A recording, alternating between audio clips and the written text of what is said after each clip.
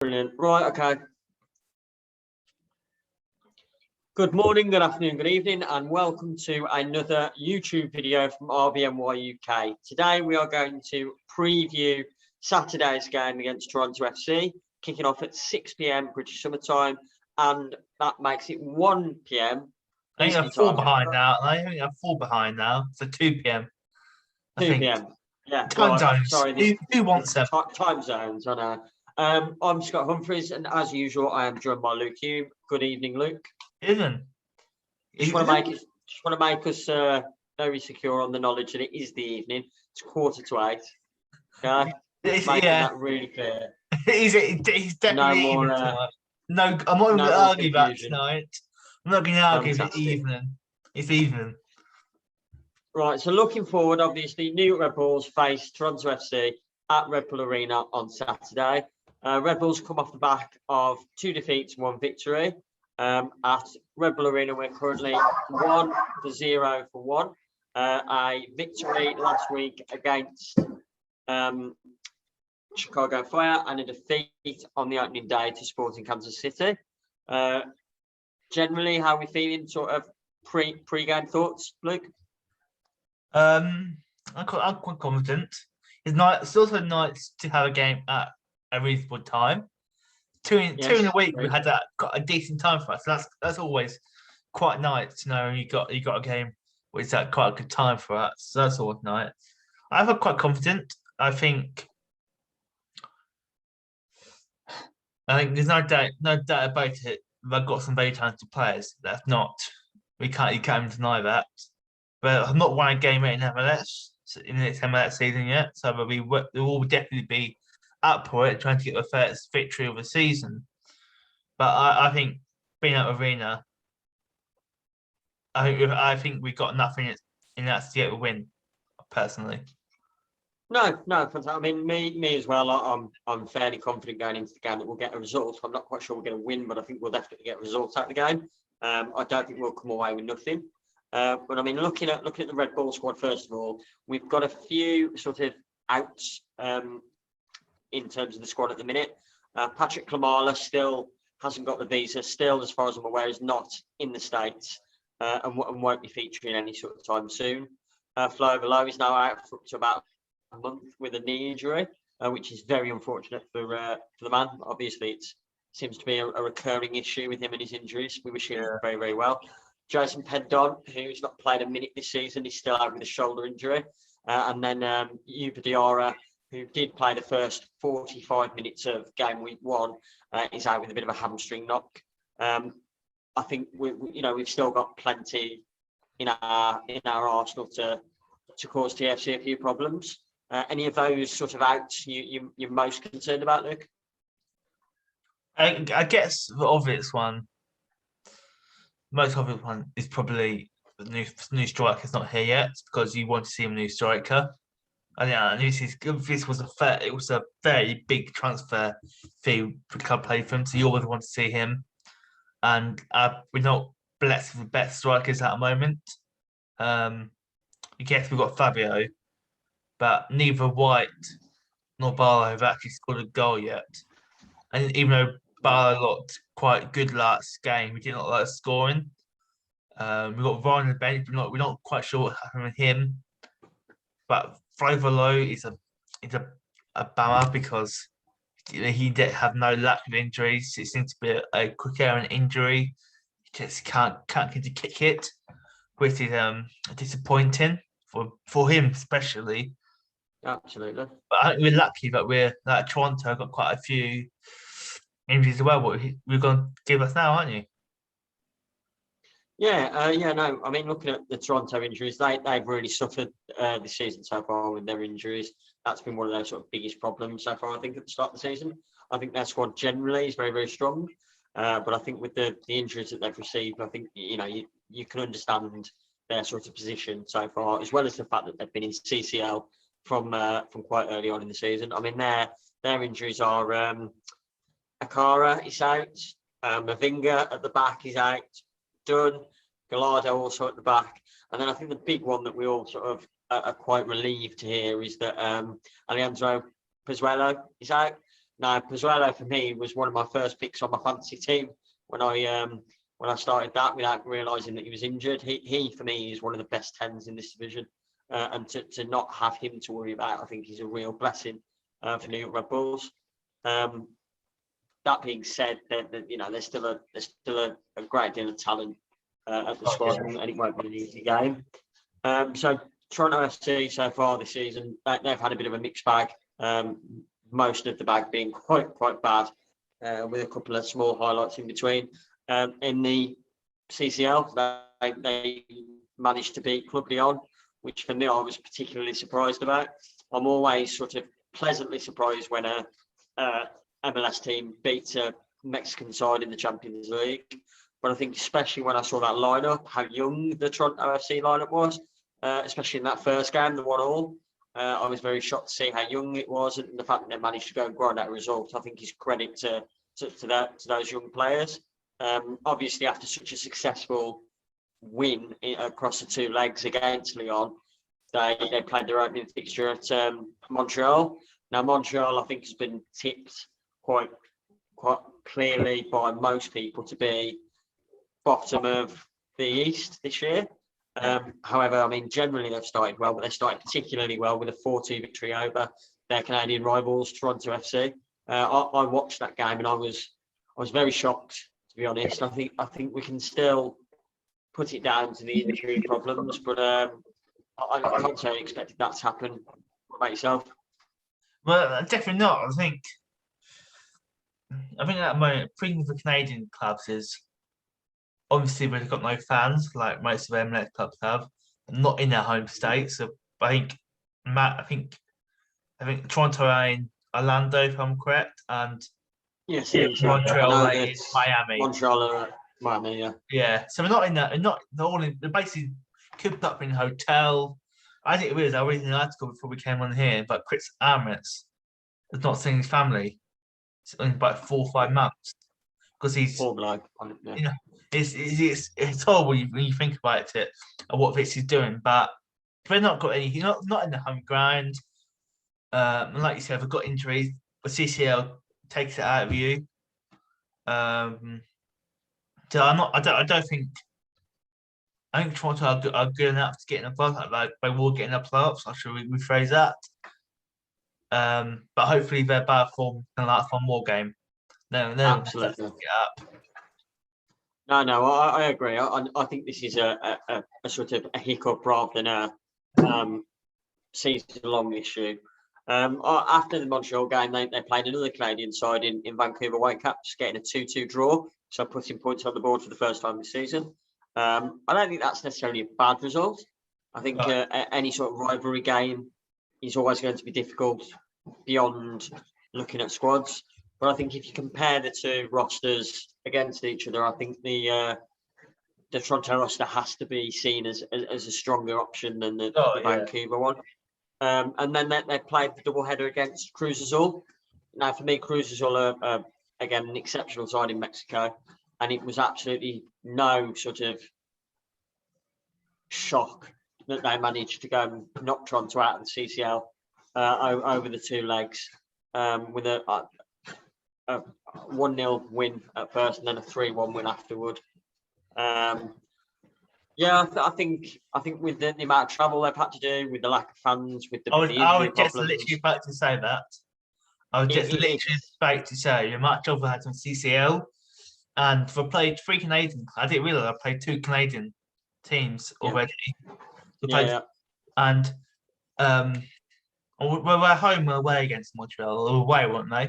They were away against Montreal, yeah. But pretty sure they're in Miami, yeah. They're in Miami. And Vancouver are playing at Real Salt Lake. I think that's a fair distance to travel between. And you've got to remember COVID making travelling longer, restrictions in place. You can't go that's tiring. Let's see. Then you had the 2 trips to Mexico. 2 trips to Mexico, that'd be tiring. And at the end of the day, we've got to remember these players are humans, and most of these have probably not seen their family in ages. Like, No, no. it's like Chris Harris's family is still up in New York. All their not families back in Toronto, but they're in a hotel in Orlando. So it's a tricky time for them. It must be horrible being away from the family and being away from like their fans. And I know we've got a bit of backlash on social media because they keep. I don't know. Do you see that, Scott?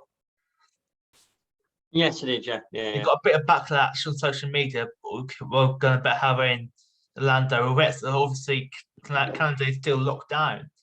Yeah. It's tricky at the moment, especially for Canadian clubs being playing in loads of different stadiums, being in a hotel. It's but it's not But nice. let's hope that trickiness does continue for another week. Looking at the Toronto goal scorers in the league, I think CCL.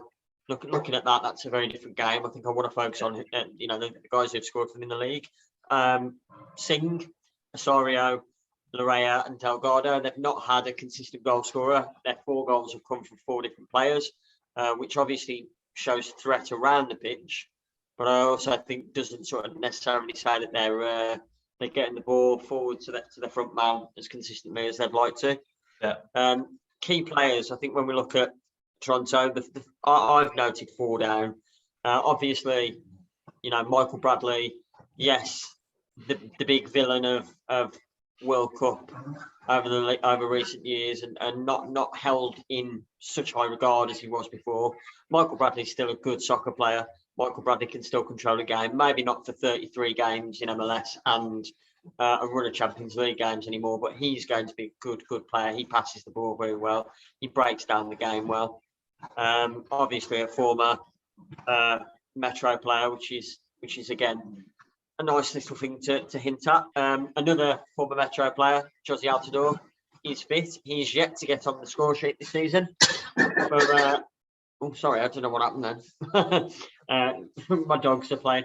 Another player that hasn't got on the score sheet, but another sort of former fan favourite around here. Former fan favourite, turn villain. Turn villain, absolutely. Josie had a big, obviously, kick-off, but I don't really want to mention too much about it with Tyler 12 in a couple of weeks ago. You want to try and let's move on quickly from that. Yeah, let's do that. I agree. But no, I think other than that, you've got to look at the two of the younger players that have sort of shown themselves up in this sort of very different Toronto FC side, and that's Schaffelberg and Noble Okello. I think both players are looking really sort of excited with TFC, and they're going to be playing, I'd imagine, on Saturday, and 2 players that we really need to watch out for. Yeah.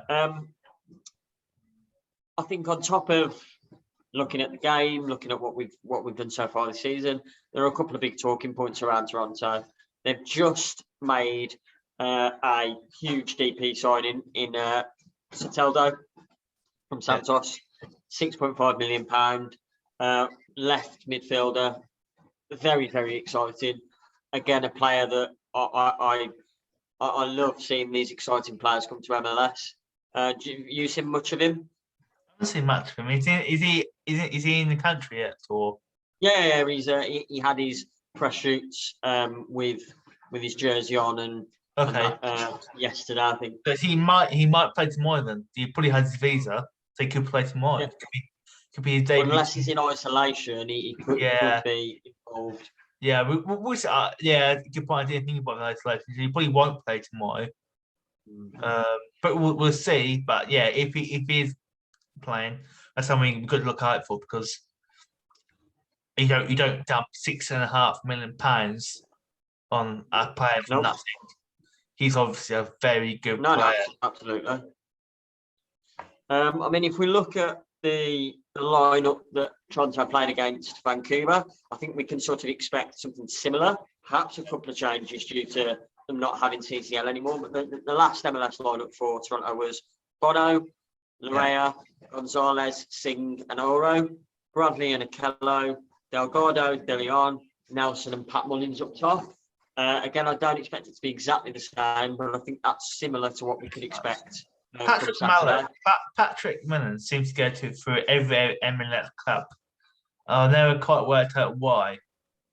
He's never seemed that good to me, if I'm being honest. Maybe I'm not seeing something, but he never seemed that great to me. But I'm obviously missing something. He seems to be going to MLS Cup year and year, so he must be doing something right. So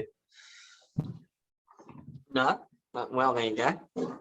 Another recent signing for Toronto and a friendly face. One that I hope not to see on Saturday. Obviously, it won't happen due to visa issues and that. But I was really gutted about this. I'm not going to pretend otherwise. He's one of my favourite recent Red Bull players. I hold him in incredibly high regard, and he's a player that, for me, his involvement in the 2018 game against Atlanta would have changed things, I think, and we might be looking back on recent seasons a little bit differently. But Kmar Lawrence, Taxi as he's affectionately known, has signed a £600,000 deal for Toronto FC to work under former coach Chris Armas. He managed to play 16 games for Anderlecht, scoring 1 goal in his short time there.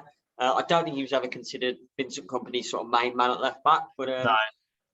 It's a shame that it's not worked out for him in Europe, don't you think? It is a shame. The irony of the situation is, and I can't get rid of this irony because obviously he left Red Bulls. He did not get on with Chris Armas, and he did not get on the style of play, and then he's gone back to Chris Armas. There's some delicious irony there I think can't get over. Yeah, it's lovely, isn't it? But yeah, he never quite worked out for him. I'll be honest, I had a feeling when he left Red Bulls it wasn't going to work out for him. He's not the same. He's not a Murillo. Even though he's a good player, he's come to his 30s. He's got quite a lot. He got a bad injury record. He got fitness issues. So I wasn't too surprised. But I do think we're going to get him for 600,000. It's not bad. I think we signed him for one more than that. That's for sure. I don't know what it was. It was in the millions. That's for sure. That was in the multi-millions. So I think quite a lot of deal. He's going to be a DP contract, I would imagine. No, probably not. I think it'll be a TAM deal. Deal, probably. Obviously, he didn't leave the Red Bull franchise on better terms. It was slightly let a bitter taste in everyone's mouth, I think. How he gets, obviously, it came to the end at a time here. He wasn't playing many games. Conor Lade was starting over him. That's what was not out of choice. Not out of choice, I don't think. No, not out of choice. I think not we love Conor Lade and we will never say bad words against Conor Lade. But I think there's a clear gap in quality there. For me, any other season, I am screaming at Kevin Thelwell, at Gerhard Struber, saying, why are we not doing this? Why are we not bringing him back? Why is he not here? Why is he not playing at this club again? However, obviously, there's another certain left back that's making waves at New York Red Bulls at the minute, in which I certainly wouldn't replace for anybody in Andrew Gutman. So I think, and also it's a very sentimental. He's a very sentimental player to Red Bull fans, but it's not. You can't afford to be sentimental. He's football moves on, football evolves, and I'll be honest. They gave him a 3-year contract to apply. He's very, very injury prone and on his way to his 30s. I can't see that going that well. We shall see. I might be completely wrong, but we will see. We will see. We shall. But he won't. I think he won't be playing tomorrow. He won't be. He's not in the country yet. So no, of course not. But no, I think obviously there's another person that we sort of need to touch on. I think again, with you saying football moving on, I don't want to spend too much time on it, and I don't want to make it into a New York Red Bulls versus Chris Armas game week because that's not That's not No, what this is. This is an important home fixture in which we need to pick up another 3 points, another 1 point, start moving forward up the table. Well, obviously, former assistant coach, former head coach, Chris Armas does return to Red Bull Arena for the first time with Toronto FC. My thoughts, personally, I liked Chris as an assistant coach. I liked him as a person, for how he came across as a person. I don't think he's a bad guy. He was obviously a very well decorated player, did very well, especially at Chicago. I've got no issue with him himself. I don't wish him any sort of bad luck in his future. But I was incredibly surprised to see a club of Toronto FC's stature looking at him and what he achieved or didn't achieve, more importantly at Red Bull, and thought that he was the right man to move forward. I think his agent clearly has done him quite well there, and he must interview well. But now, what do you think about the return of Chris Armas? Well, yeah, I think we talked about this before we even set this up. This time last year, both we had a very disappointing 19 season after an amazing 18 season. We won the Shield again, and then 2020 season. Even though the 2020 season it's a bonkers season. Like you can't compare it to anything because not many leagues you play 23 games and that's your season done. So it's hard to compare, but it was clearly was not the right man for the job. And I recognise that he went. Like I said, he's a New York native. And it made sense when I gave him the job. He learned through Jesse March. Yeah. He was a New York native. He worked with the players. The idea of continuity when we were doing so well. Yeah, we were doing very well in that 18 season. Obviously, we were the best team in MLS history at that point. By the end of the season, we've done incredibly well. And I think the idea of changing such a winning routine would have been stupid. I think the trouble sort of came the year after when he wanted to say, right, okay, brilliant. I've continued Jesse Marsh from New York Red Bulls for this season and we've been successful, but I want to do my own thing a little bit more now. And I think that identity identity, that's a big word in New York, but I think that's something we lost a bit. We started playing a bit of a sort of strange brand of football, and it just wasn't very enjoyable. Enjoyable. We didn't score goals. I think we hadn't scored a goal for Adrian when he got sacked. And like we said, I don't wish him harm. He's obviously a very nice guy. His family is still all in New York, so he's still got a link to New York. So he's not like. I think like we said, he got a job at Toronto. Good luck to him. I was very surprised when he got a job. But I can imagine him being a very good interviewer. Gets him the sort of person who can interview really well. And he might surprise us all. He might surprise us all. Do very well at Toronto. I'll be surprised. I think he's an average MLS coach. I'm being honest. He's the average MLS coach who you look at the lower class in MLS. He's the average coach. He's not good enough for us, in my opinion. We should not be going for we should be going for the very best as a what sort of club we are. But good luck to him. I got no ill feeling to him. He tried his best, but it was just time for new leadership. Absolutely. When he left. No, I agree. Right, so finally, mate, score predictions. I'm going to go for a 1-1 draw. I think it'll be a bit of a difficult game. I think it'll be hard for, and I don't think they're going to want to come here and lose. I think they're going to play quite sort of defensively, and I think they've got some good pieces. So I'm going to go for 1-1 draw. I'm going to say Fabio is going to get that first goal for New York Bulls and in MLS. What's your score prediction? I'm going to go. I can't imagine it's having a lot of goals in it because both teams got good defenses and good goalkeepers. So I think the Bulls will win. I don't have a feeling like always do got all of Toronto in a Red Bull Arena. I'm gonna go 1-0 to Red Bulls. I'm gonna agree Fabio will score a goal. But I can imagine it being quite a late winner. I can. I think it'll be a very open game, a lot of chances at both halves. But Red Bulls to snatch it late on. That's what I think. Lovely. Well, I hope your prediction is right, not mine is wrong, to be completely honest with you. But that's the way we see it. Right. Thank you all for watching, listening, enjoying in whichever way you can. You can catch us at RBNY UK in all platforms: Facebook, Instagram, Twitter, with the RBNY UK podcast on Spotify and Anchor and all the other places. And you can catch it at the rbnyuk.com website. Come over, have a look, see what we're doing. It's going to get better. It's going to get more exciting. Stick with us. We're really looking forward to the future. Yeah. I've been Scott. He's been Luke, and we will see you later. All right. See you in a bit, guys. All right. Right.